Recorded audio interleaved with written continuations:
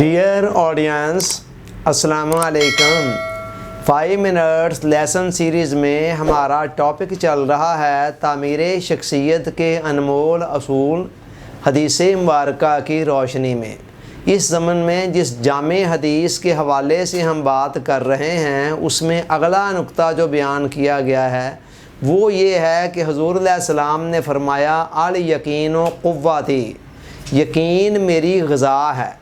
यकीन किसे कहते हैं? किसी मामले के अंदर किसी चीज़ पर या किसी हवाले से किसी ख़याल का दिल में जम जाना, इसे यकीन कहते हैं। और जब इस तरह का मामला होता है तो फिर इंसान के जो अमाल हैं, अफ़आल हैं, उसकी एक्टिविटीज़ हैं, वो उसी यकीन की रोशनी के अंदर ही तरतीब पाती हैं। मिसाल के तौर पर ये हमारा यकीन है कि आग जला देती है, चुनाचे चूँकि हमें पता है कि आग जला देती है, इसलिए जब भी हम आग को देखते हैं तो उससे बचने की कोशिश करते हैं।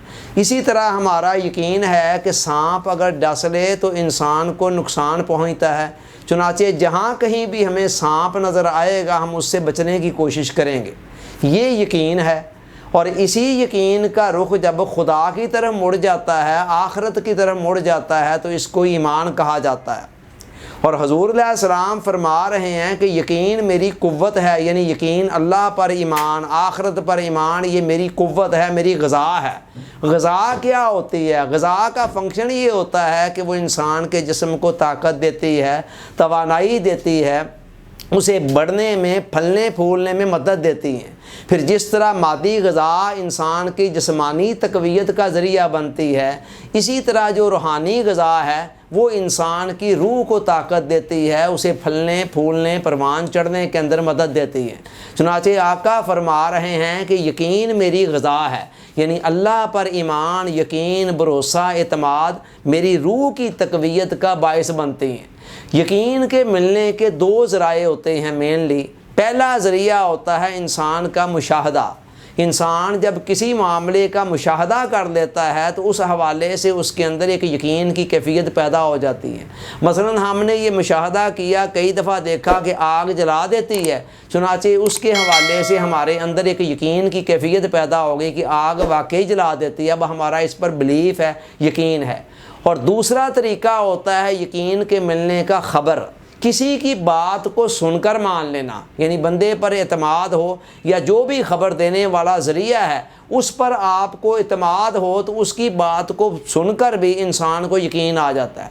मसलन हम में से कई लोग ऐसे हैं जो सऊदी अरब कभी भी नहीं गए हैं, लेकिन चूँकि कई लोगों से सुना हुआ है कि सऊदी अरब नाम का मुल्क दुनिया के अंदर मौजूद है, या इसी तरह अमेरिका, बरतानिया, आप किसी मुल्क की मिसाल ले लें, चूँकि बहुत सारे लोगों से सुना हुआ है तो बेशक हमने अपनी आँखों से मुशाहदा नहीं किया, इसके बावजूद भी हमारा यकीन है कि वो इन नामों के ममालिक दुनिया के अंदर मौजूद हैं। तो ये दूसरी चीज़ है ख़बर।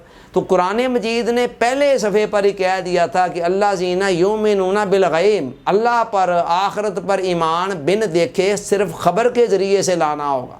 फिर इस यकीन के आगे मुख्तलिफ़ दर्जे हैं, 3 दर्जों के अंदर इसको डिवाइड किया गया है। पहला दर्जा है इल्मुल यकीन, यानी किसी बात का इल्म के दर्जे में यकीन आ जाना, सुनकर मान लेना।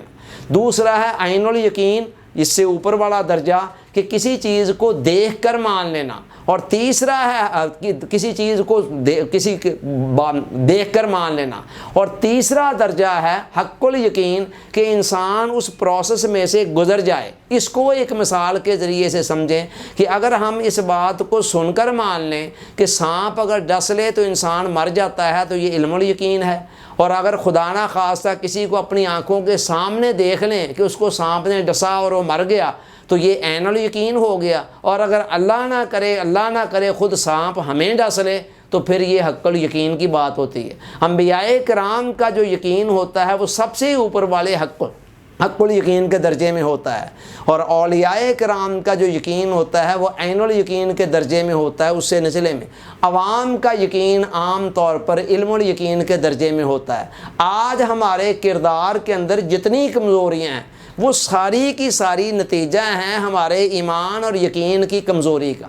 आप देखें ना, दुनियावी आग के हवाले से हमारा यकीन है कि जला देती है, नुकसान पहुंचता है, हम इससे बचते हैं। तो फिर क्या वजह है कि एक आखिरत के अंदर भी अजाब है, ایک آگ ہے، اللہ نے کہا کہ اگر تم گناہ کرو گے، نافرمانیاں کرو گے، اس آگ کے اندر تمہیں جانا پڑ سکتا ہے۔ اگر اس آگ کے حوالے سے بھی اسی طرح کا یقین ہو تو پھر گناہوں کو چھوڑنا بھی بہت آسان ہو جاتا ہے۔